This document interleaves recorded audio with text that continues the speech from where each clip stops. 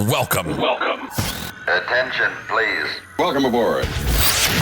Welcome to the No Comfort Zone podcast. It's time to get out of your comfort zone and live on purpose.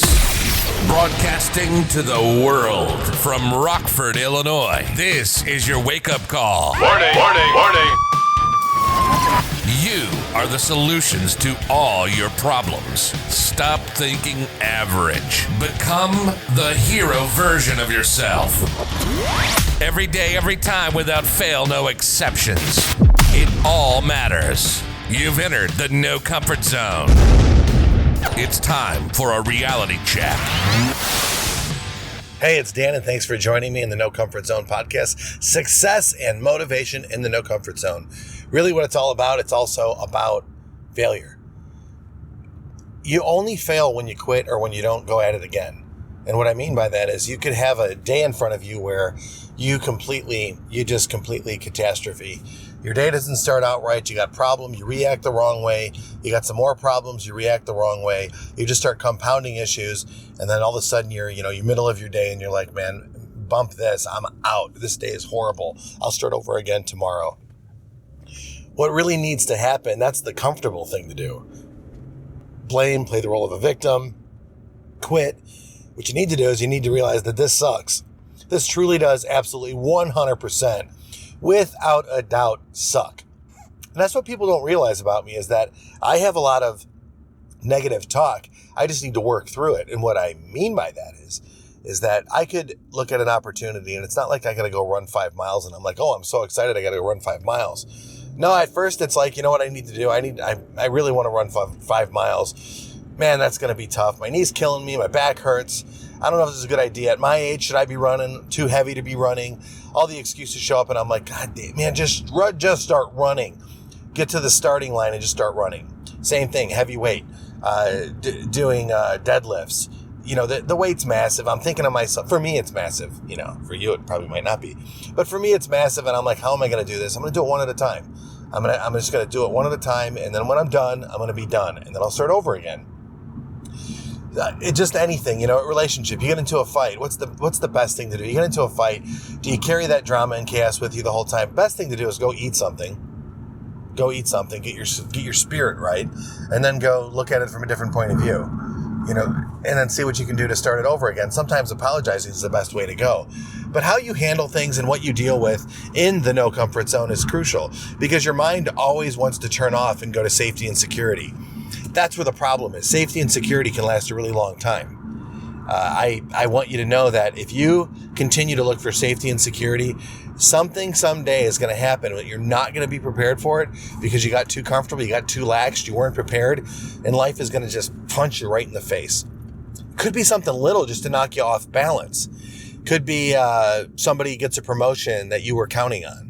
It could be you find out that your wife's been talking to an old high school friend and you don't feel comfortable about it. Just a couple of things that can set you off balance and make you feel a little bit more uncomfortable, make you check yourself.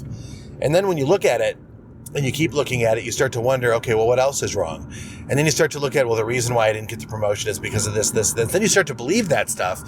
And then you look at the reason why your wife's talking to a high school friend and you start to put your own securities into it. And in case you didn't know, I'm speaking from experience, ladies and gentlemen.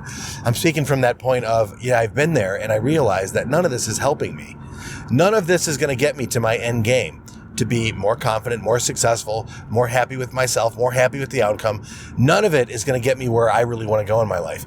And if I understand this on a major level, on a minor level, it'll help me with the major things. If I understand this in the minute and moment, that comfort zone, I am going to be far better off going towards my goals than I would have if I just, focused on this or if I even just quit. So you always got to focus on the outcome. That's the end deal. In sales, same thing. You could make a bad you do your process the wrong way, whatever that is. You skip steps in the process. You skip opportunities, and next thing you know, you're disgruntled because the failure cycle sets in. Nobody's buying. This isn't working. I'm not going to do that because that doesn't work. And now you're going down the failure cycle. Now you're going racing towards the minimum wage in sales, which is ridiculous. Versus, what do I need to do to turn this around right now? What step am I on and what step am I going to? Where am I at where am I going? A to B. And the funny part is right before you ask that question is the comfort zone. And when I say no comfort zone, that's what I'm talking about. You need to really just do it anyway. Whatever it is, just do it anyway. I'm going to do it. I might not want to do it. I'm going to do it anyway. You know, think of a little kid, my son, cleaning his room, right? He doesn't want to clean his room. He just doesn't want to. He refuses to see the things on the floor in his room, and he doesn't want to clean it. He refuses to see the things that are on the ground that could be compromised if somebody steps on them.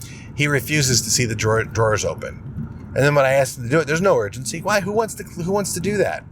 Nobody wants to do that, but you're going to do it anyway. My problem is in being a coach and trying to motivate people is to get them to be excited about doing shit that they don't want to do. In reality, that's not possible. How do you get excited? Let's say you're in the military. How do you get somebody excited about jumping off an airplane? Some people might just be excited to jump off an airplane. They want to do it. Rock and roll. Some people might want to be in sales and really be good at it. Some people might just want a job. Some people just might want to be in a relationship just to be in a relationship with no passion or energy. None of that stuff. So what do you do? What do we do? We're in the no comfort zone. We're talking about success and failure. What do you do? The best thing that I know to do 100% of the time is bring the 4 E's to the party. Bring the 4 E's, baby. The energy, the excitement, the enthusiasm, the engagement. You will not know this right now, but I am having an absolute horrible start to a day mentally. Horrible start because I'm looking at all of the things that need to get accomplished within the minutes I get there and the overwhelm that's setting in, along with, yes, poor performance in the sales department, substandard performance in other departments, and I am responsible for it all. And if I'm looking to get my people motivated or inspired, sometimes they're just not going to be motivated and inspired. Sometimes they're not going to want to do the right thing. Sometimes they're going to take shortcuts, and that's what life's all about. You take a shortcut, you've made a decision, you've taken the action, now you got to deal with the results and the consequences. So I ask myself, where am I getting comfortable in my life, in this business? Where am I getting comfortable in my relationships? Where am I getting comfortable in my management style? At the end of the day, I told you this. You want to change all this? It's time for you to bring the 4 E's to the party. The energy, the excitement, the enthusiasm, and the engagement. Make that your reality and then see what happens. See if you want to quit. Make that your reality. Is like, you know what? No matter what, I'm going to have energy. I'm going to get my energy up, even if it's for a tiny fraction of a moment. I'll get my enthusiasm up. I'm going to look from the spirit within, the godlike. I'm going to do this just for a moment. The engagement. I'm going to attack the weights. I'm going to attack my job. I'm going to really dig in there and make this very unique. And I'm going to be super excited about the whole process.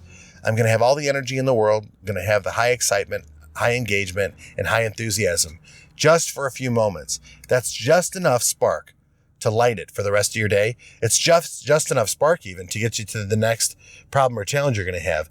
And the truth be told is this.